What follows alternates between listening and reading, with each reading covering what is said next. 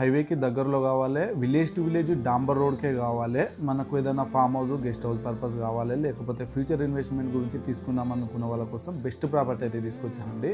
Site విషయానికి వస్తే మొత్తం సైటు 36 గుంటల సైట్ అండి. ఇందులో 10 గుంటలు కావాలని ఇస్తారు, 20 గుంటలు కావాలని ఇస్తారు, మొత్తం కావాలన్నా ఇస్తారండి.